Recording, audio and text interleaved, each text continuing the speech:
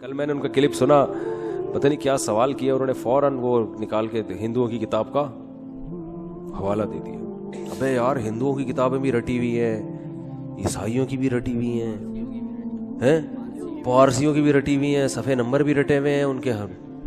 क्या हावजा है भाई, पता नहीं, चेक करवाना चाहिए कोई अंदर। मैंने पूछा था डॉक्टर साहब से, मेरी मुलाकात हुई, मैंने कहा कोई खैरियत, कोई क्या खा क्या रहे हैं आप खाते क्या है? मैंने कहा ये वाले बादाम तो हमने भी ट्राई करके देखें, जो ये बादाम नॉर्मल जो बादाम है, या तो ये बादाम चाइना के होंगे या कोई तो गॉड गिफ्टेड सलाहियतें अल्लाह ने दी होती हैं बाज लोगों को।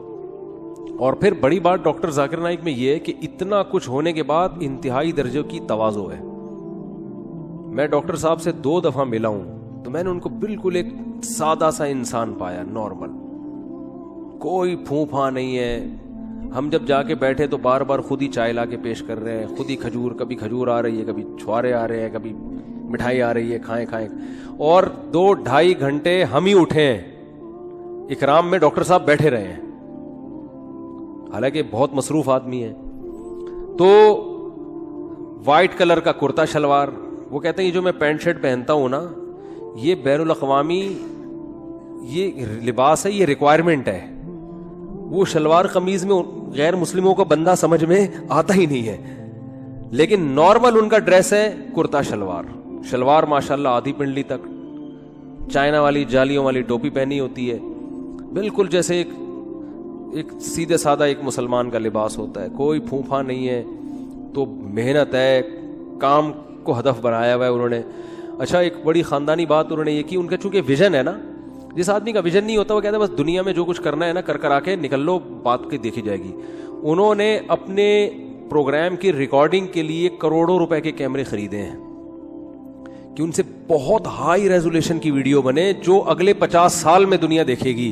क्योंकि जो इस आजकल जो कैमरों की जो वीडियोस बन रही है ना, टेक्नोलॉजी इतनी तेजी से तरक्की कर रही है कि ये वीडियो 50 साल बाद नहीं। तो उन्होंने कहा मैं ऐसा काम करने वाला हूं कि इन्वेस्टमेंट तो ठीक ठाक हो गई है करोड़ों रुपए की, लेकिन ये वीडियोस 50 साल के बाद लोग देखें। कौन सी वीडियोस, ये भी सुन लें। उन्होंने कहा जब मैं इंडिया में बयान करता था, स्पीचेस थी मेरी और प्रोग्राम होते थे, तो मुझे बहुत से गैर मुस्लिमों ने कहा, हुकूमत के एहलकारों की तरफ से भी कहा गया कि आप इस्लाम की तबलीग करें, आप इस्लाम को डिफाइन करें, हमें एतराज नहीं है। ये जो बहुत से हिंदू मुसलमान हो रहे हैं ना, ये छप्पड़ में ठीक है, खुलेआम इसकी इजाजत, बोलो, ये कैमरे में रिकॉर्ड ना करें, आप ये कैमरे में रिकॉर्ड ना करें। भाई छप्पड़ में हिंदू मुसलमान हो गया, ठीक है, कैमरे का मतलब तो आप तो बाकी हिंदुओं को भी दावत दे रहे हो, बाकी ईसाइयों को भी। भाई एक ईसाई कैमरे के सामने इस्लाम कबूल करता है, दूसरा भी बोलेगा यार ये कौन सी चीज है इस्लाम में जो ये इस्लाम कबूल कर रहा है, तो मैं भी तो रिसर्च करूं ना। तो डॉक्टर साहब कहते हैं कि मैं इस पे एग्री नहीं हुआ। मैंने कहा पूरे 2 घंटे की तकरीर या प्रोग्राम एक तरफ, एक गैर मुस्लिम जो इस्लाम कबूल कर रहा है उससे जो मोटिवेशन मिल रही है दूसरों को, वो एक तरफ। लिहाजा उन्होंने कहा ये मनाजिर आज से जब 50 साल बाद देखे जाएंगे ना उन भारी भरकम कैमरों से, तो देखो अपने दुनिया से जाने के बाद की एक बंदा सोच रहा है, वरना इतनी इन्वेस्टमेंट क्यों करे भाई? वो आदमी क्या यार ये कुछ और कर ले इससे इंसान। तो ये विजनरी लोग होते हैं जो बहुत दूर की सोच रहे हैं, उनका एक विजन होता है कि हमने दुनिया से जाने के बाद, काम तो दुनिया से जाने के बाद शुरू होगा। अच्छा, डॉक्टर जाकिर नाइक, देखो हर आदमी की अपनी फील्ड है, किसी को किसी की वजह से मलामत। बाज लोग क्या कर रहे होते हैं, डॉक्टर जाकिर नाइक ऐसे इन मौलवियों को देखो क्या कर रहे हैं अबे तुमने ये पख लगाने की क्या जरूरत है तुम्हें? वो मौलवी बेचारा मस्जिद में अपना काम कर रहा है।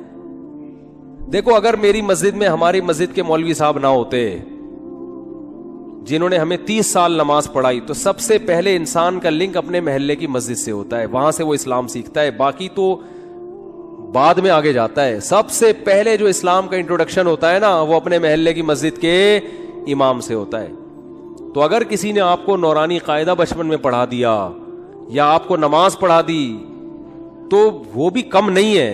तो किसी की तारीफ में किसी दूसरे को नीचा मत दिखाओ। एक साहब कहने लगे अबे ये इतने मौलाना क्या कर रहे हैं, ये मौलवियों को देखो, कोई मुफ्ती आजम बना हुआ है, कोई क्या बना हुआ है, काम तो डॉक्टर जाकिर नाइक कर रहे हैं। मैंने कहा यकीनन कर रहे हैं।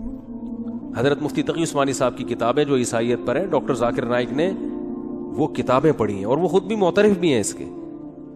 तो वो किताबें ना होती तो उनका काम क्या हो जाता भाई? जो तहकीक अब पेश की जा रही है ये तहकीक नहीं थोड़ी है, तो तहकीक पहले उलमा कर चुके हैं। अब तो उनका हाफजा है कि उस तहकीक को लोगों के सामने लाना। कुछ चीजों में तहकीक की, बहुत सारी तो पुरानी है। और हजरत मुफ्ती तकी उस्मानी साहब ने जो कुछ ईसाइयत पे इतना जबरदस्त काम किया, उसमें मौलाना हबीब किरानवी जो हिंदुस्तान के बहुत बड़े आलिम थे देवबंद के, उनका बहुत बड़ा दखल है। उनकी बहुत सारी ईसाइयत पे उनकी रिसर्च है। तो ये सब एक दूसरे से सिलसिला जुड़ा हुआ होता है। ऐसा नहीं होता कि एक आदमी एकदम आज उठ के आए और काम हो। पीछे उसके तैयब उर्दुगान जो आज इस्लामी हीरो बना हुआ है, तो ये तैयब उर्दुगान नहीं है। इससे पीछे इसके असलाफ गुजरे हैं जिन्होंने एक बुनियाद रखी थी कि तुर्की में इस तरह से इनकलाब लेकर आना है। उस इनकलाब से पैदा होने वाले हजारों फर्दों में से एक फर्द क्या है? तैयब उर्दुगान है। वरना एक आदमी से थोड़ी होता है। एक तैयब उर्दुगान अकेला उठ के आ गया, बाकी कोई भी नहीं है तो कुछ भी नहीं होगा। पूरा एक देखो, हम कहते हैं सुल्तान मोहम्मद फातेह ने कुस्तुनतीनिया फतह किया, जिंदाबाद। ओ भाई, सुल्तान मोहम्मद फातेह के साथ जो फौज थी ना, असल काम तो उसका है, ठीक है ना। क्रेडिट यकीनन सुल्तान मोहम्मद फातेह को जाता है कि बड़ा कमांडर था, लेकिन अगर उसके साथ हम लोग होते तो कुस्तुनतीनिया फतह नहीं होने वाला था। क्या ख्याल है भाई? सुल्तान मोहम्मद फातेह के साथ जो फौज थी वो सारे विजनरी लोग थे, जो मुजाहिद थे। पता है वो अभी तक उसकी उन्होंने वो तस्वीरें लगाई। तस्वीर जायज नहीं है इस्लाम में, लेकिन बार उन्होंने एक यादगार के तौर पे लगाई हुई है कि जो बंदा सबसे पहले किले पे चढ़कर जिसने झंडा लहराया था ना कुस्तुनतीनिया की दीवार पे, उसका नाम भी तारीख की किताबों में लिखा हुआ है।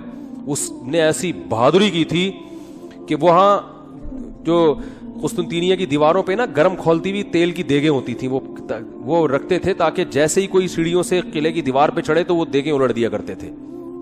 ऐसे में कई लोग गए ऊपर जो खौलते हुए तेल से जल के हलाक हुए, शहीद हुए, और एक पहुंचने में कामयाब। तो सुल्तान मोहम्मद फातेह की फौज में ऐसे लोग भी थे। फिर वो जब गया है ना, उसने जाके जो झंडा लाया इस्लाम का, और फौरन उसके, क्योंकि वो तो बिल्कुल नुमाया हो गया ना, उसको पता था यकीनी शहादत है, लेकिन झंडा तो लगाओ जाके, मर जाओगे तो क्या हो जाएगा। उसने जाके झंडा गाड़ा है। दर्जनों पहले शहीद हो चुके हैं, ये जाके गया, इसने झंडा गाड़ा है और इसके फौरन तीर आके लगा, ये शहीद हो गया। लेकिन जो ईसाइयों का हाकिम था ना, उसने कहा कि यार ऐसी की तैसी इस जगह आके बंदा झंडा लगा के चला गया, तो उसमें फिर उनका जो उनका बादशाह था ना, वो बौखला के बाहर निकला है। और बाज किताबों में उसने खुदकुशी कर ली, बाज में कहा उसने पता नहीं क्या किया, छलांग मार के हलाक कर दिया। वल्लाह वजो औसान खता हो गए उसके कि यार यहां तक पहुंच गए।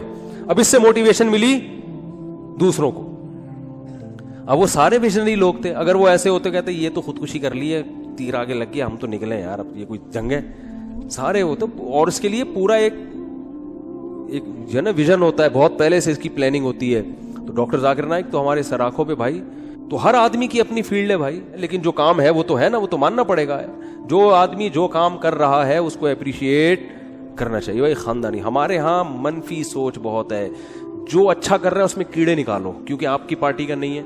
डॉक्टर जाकिर नाइक के लोगों ने पता नहीं क्या क्या मुल्हिद और पता नहीं क्या क्या कह दिया, चूंकि कुछ मसलकी इख्तलाफ आ रहा था। और बाज डॉक्टर जाकिर नाइक से अकीदत में इतनी गुलूव किया उन्होंने कि उनके सिवा, मैं लिखा होता है डॉक्टर जाकिर नाइक की जो स्पीचेज है उसके नीचे, अब इनको देखो काम, और ये मौलवियों को देखो ये क्या कर रहे हैं, मौलवियों को देखो क्या कर रहे हैं। भाई मौलवी बेचारा अपना काम कर रहा है, उन्होंने मस्जिदें संभाली हुई हैं, महल्लों को संभाला हुआ है उन्होंने। जो मुसलमान हो रहे हैं उनको तो इन्होंने ही संभाला हुआ है ना। सारा दिन दारुल इफ्ता मदारिस हमारे देख लो, दारुल कुरंगी है, सारा दिन हजारों लोग उनसे मसाइल पूछते हैं। ये बंद हो जाएं तो ये मसाइल कौन बताएगा। तो हर आदमी अपना काम कर रहा है, जो बुरा कर रहा है उसको बोलो ये गलत काम है, जो अच्छा कर रहा है उसको बोलो क्या कर